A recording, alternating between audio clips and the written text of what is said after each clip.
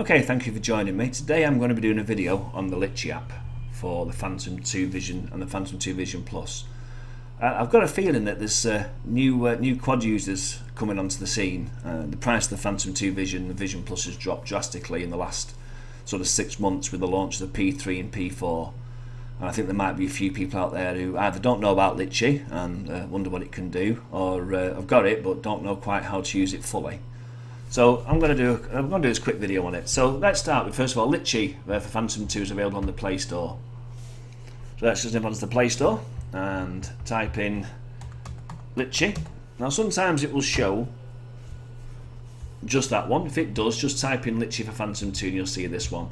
This one here, the Phantom Inspire, is for the P3, P4 and Inspire. That's a paid for app. It doesn't show paid for on mine because I've actually do have the app. I've actually paid for the full version of that. What you want is this one, the Litchi for DJI Phantom 2. This one is a free app. When I say free, I mean it doesn't cost you a penny, which is great. The Litchi for Magic Leash is for P3, P4, so don't worry about that. So download that. Put me on pause while you do it. But when you've installed it, don't launch it quite yet. There's something I need to tell you first of all. So put me on pause, and I'll see you in a second. Okay, right. So you've installed it. It's ready to go. In a moment you're going to click on it, but like I said, you need to make sure you are connected to your home Wi-Fi. If you're not connected to your home Wi-Fi, it's going to pop up a message that simply says cannot connect to authentication servers or cannot authenticate app. The reason for that is when it first launches, it authenticates itself with the DJI servers in China. Reason being is because Litchi, like any other app, is built on the DJI SDK, and the SDK has to be authorized by DJI. Bit of a mouthful. So you obviously then, once it's done, it's all done in the background, you don't see it authenticate, you'll just do it straight away. Now there has been issues with our American cousins having trouble authenticating the app, and I believe, my own thoughts are, this is down to the ISP that the person has is blocking access to those Chinese servers. What they've done is they've gone out to a McDonald's, Burger King, Subway, wherever there's Wi-Fi, and they've gone over and they've connected to the Wi-Fi there, and it's worked and it's authenticated. However, there has been some reports on Facebook of users going out to the field, setting up no GPS reception or no 3G or whatever, and it's saying you need to authenticate the app. Litchi, the people who write Litchi app have said to me, what you need to do if that's the case is close the app out and make sure you're connected to your Phantom Wi-Fi before you launch the app. Okay, so that's a fix for that if you do suffer that odd issue. Now, let's launch Litchi. Now remember, I'm connected to my home Wi-Fi. My Phantom is turned on, so is my Wi-Fi and my Phantom. Everything's all there. Now you'll see at the top it says disconnected, and then it says checking permissions, scanning Wi-Fi. And what it's done is it's actually found it's found the Phantom Wi-Fi, and it's now switched it to the Phantom Wi-Fi. So even though it's connected to my home Wi-Fi, it's connected to the Phantom one for me. And the advantage with that is if you're out flying and you go a bit too far and your Wi-Fi drops to your quad, Litchi will try to reconnect until it comes back in line again. And you can actually disconnect by simply clicking that button. It says, do you want to disconnect from the aircraft? Okay, or cancel. Obviously I don't want to disconnect because I'll have to wait for it to reconnect. So this is the main screen for Litchi. There are two screens. There's your first person view screen, or your camera view, and down here you have your map view. If you just click in the center, it'll switch between map view, and if you click in the center again, it'll go back to there again. If you don't want that in the way, click the little circle there and it disappears in the corner, all nice and neat. Okay, so let's start over here. Over here we have virtual reality mode. I don't know really why it's called virtual reality mode. It's more sort of FPV mode, I think I would call it. If you need if you need the information, I've done a video on this. It's on my channel. I'll stick a link into it. So I won't go into detail. But that's how you launch what they call the VR mode. Okay, moving onwards, you've got your button there to take a photo, your button there to take a video, and you have a little options box here. You've got image format, image size, white balance, video size, etc, etc. If you're used to working with cameras, you'll know what ISO, exposure, sharpness, etc is. If you're not sure, then just do a Google search on them. That's all I did to find out what they were. Okay, across the bottom you have your speed, you have your distance, and you have your altitude. My quad is just sat on top of a PC at the side of me, and it says I'm 21 foot in the air. That's the disadvantage with the Phantom 2 Vision. The barometer inside is naff. I mean, you can't rely on that to see how far off the ground you are. Always sort of use your eyes to see how far off the ground you are. Don't trust it, or else you'll end up just hitting the dirt thinking you've still got 20 feet when in actual fact you're 6 inches off the ground. Okay, across the top you've got your battery level there and your cell voltage. You have your range extender signal level and your transmitter signal level. Over here you have your range extender battery level. On a side note, if you are a P2V owner, you'll have the RE500 if you're not upgraded yet. That will show question marks. For some reason the RE500 does not send its battery information.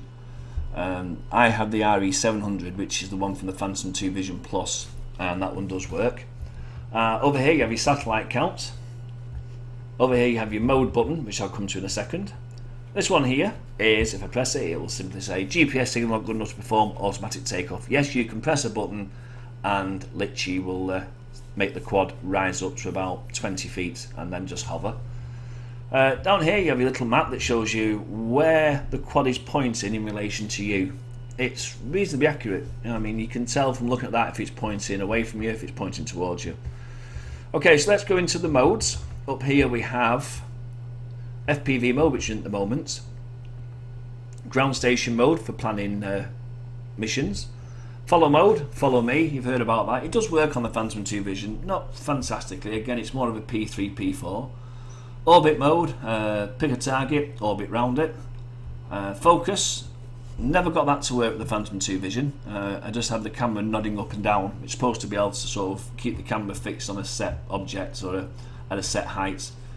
Pano is for taking panoramic pictures, and login is for when you use the Litchi Mission Hub, which I will mention briefly in a few moments. So let's first move on to planning a ground station mission. It's dead simple. Simply pick ground station, and as you can see it opens up the map. Let me just zoom in and go across to my local field where I fly.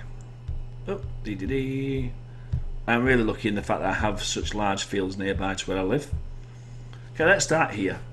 Let's just say for instance that you are stood in the corner here and you want to fly a mission. What you do is you simply tap on the screen and you'll see it puts in a number 1. That number 1 is your first waypoint, and if you click on it again you get some options pop up. First one is altitude, you can set that to whatever you like.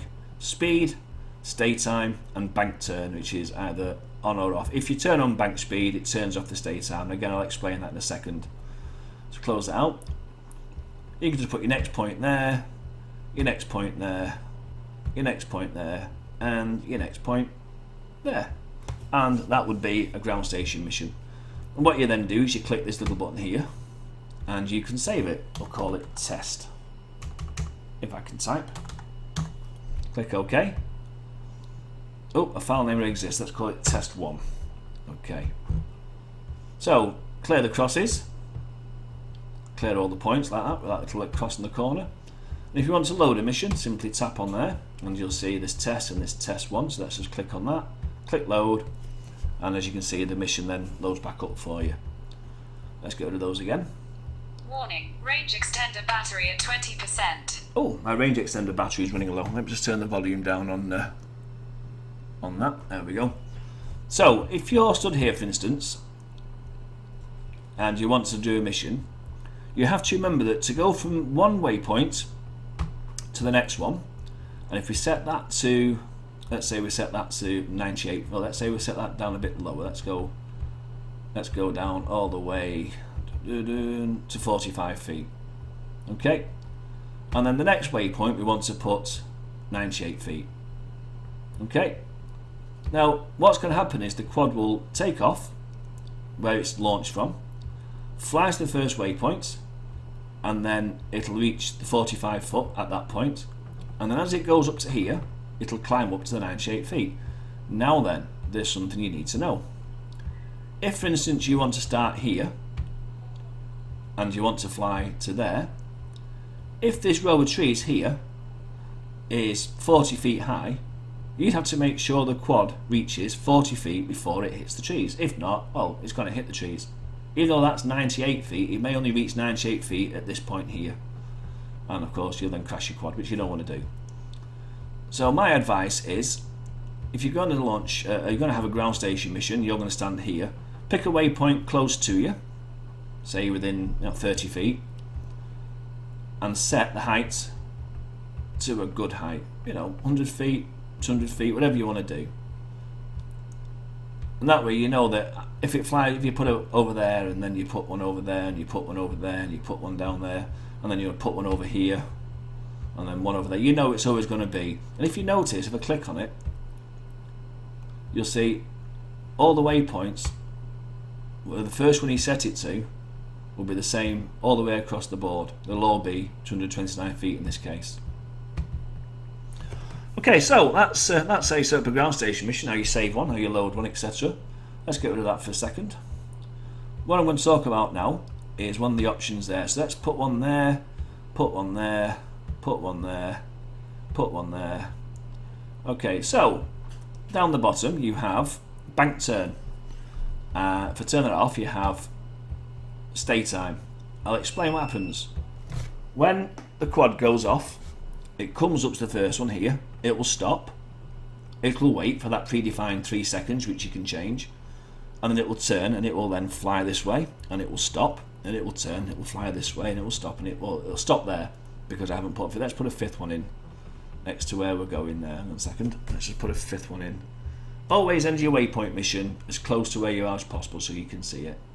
Oh, that's too close, that. Put it there.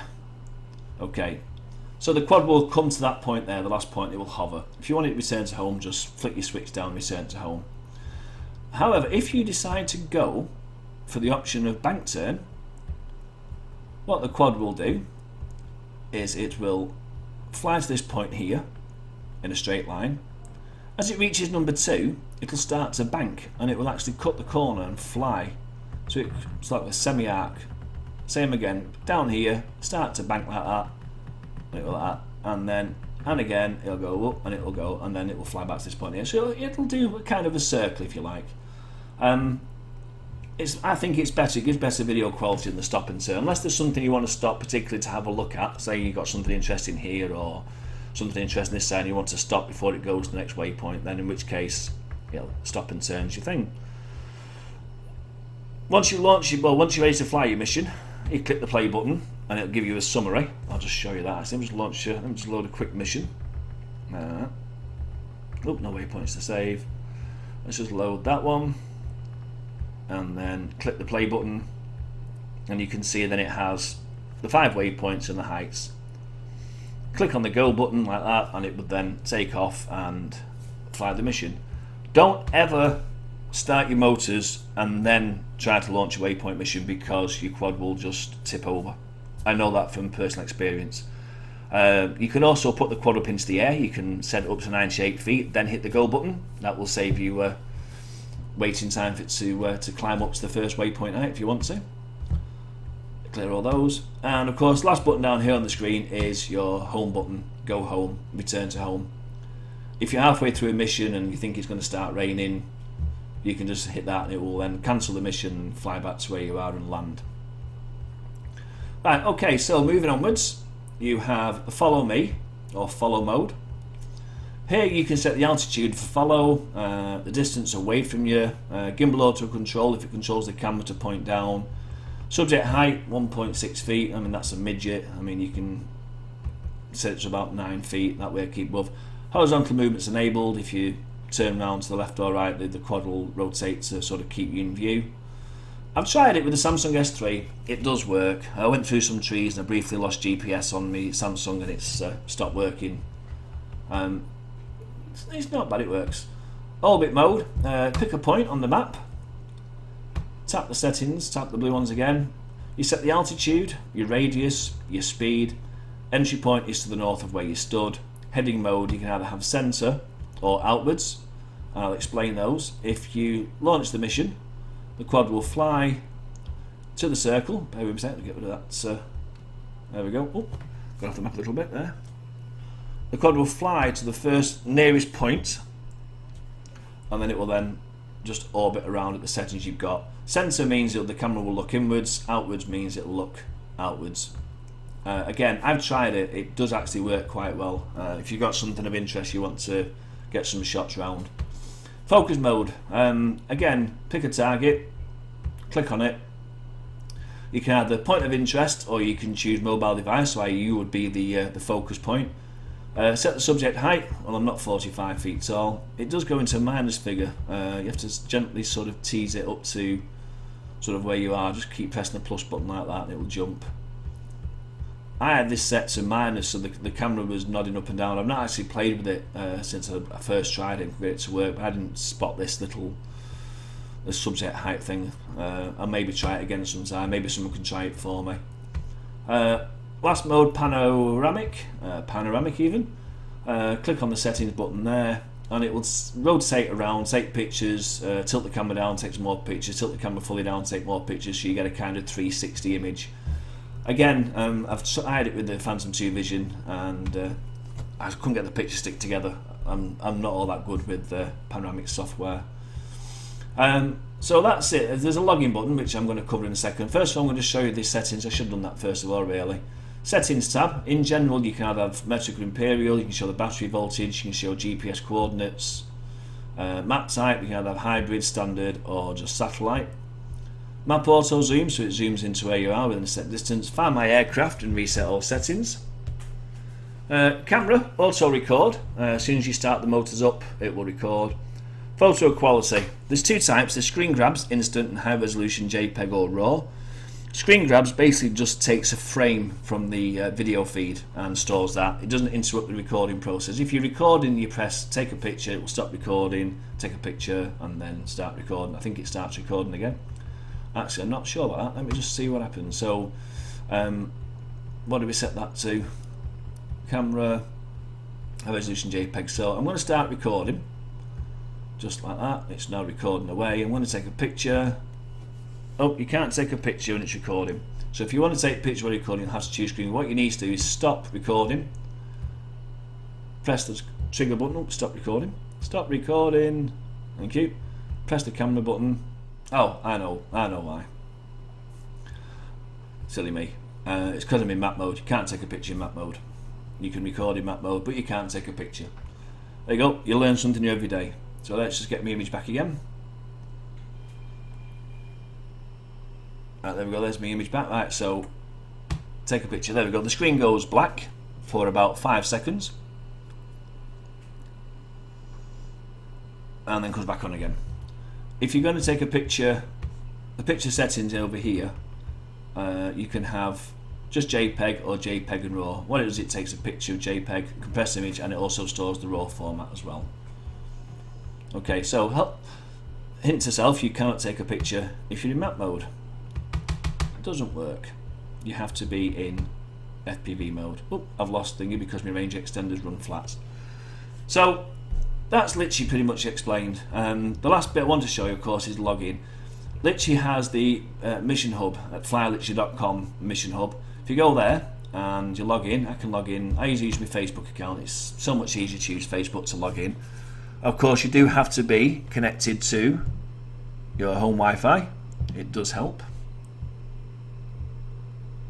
Let me switch that over. Connect to that for a second.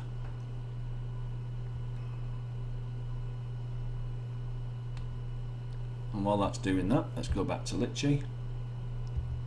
Click on login.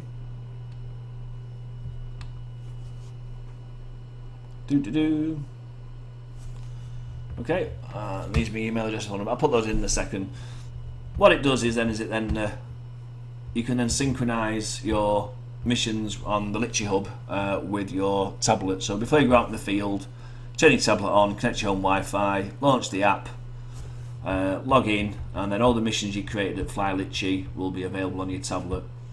Litchi tell me that you can create an account with Litchi and it will use that username and password to log in, or you can use your Facebook login.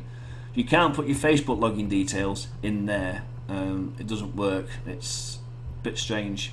Litchi said it might be the Android puts a space or something at the end. I'm not quite sure. So that's the Litchi app. It's free. It's on the Play Store. It's a good app for your quad if you're a new flyer. And go download it. And if you like it, you like the video, leave me a message below. If there's something I've missed out, obviously feel free to tell me. And you like this, you subscribe to this channel and like it, then I'll keep doing these videos. In the meantime, thanks for watching. A quick addendum to the video, I forgot to mention this section here, log flights.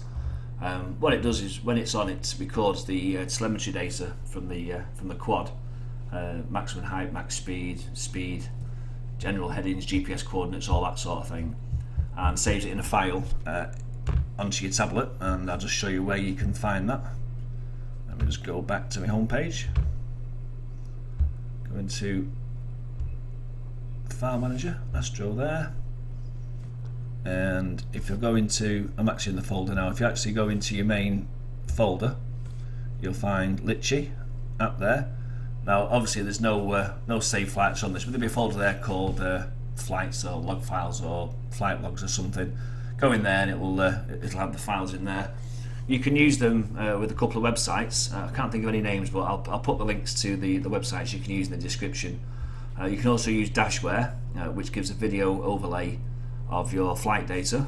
It's a good program, a bit difficult to sort of work out how to use if you've not used it before. So Dashware, go and look that up. And it can also use in recovering your quad. If your quad happens to fall out the sky somewhere, you can use the flight data to look at its last known position, and it'll help you find your quad if it's gone down in a tall grass or in a forest somewhere. So go and make sure that you have that enabled, as it's quite an important part of the Litchi app.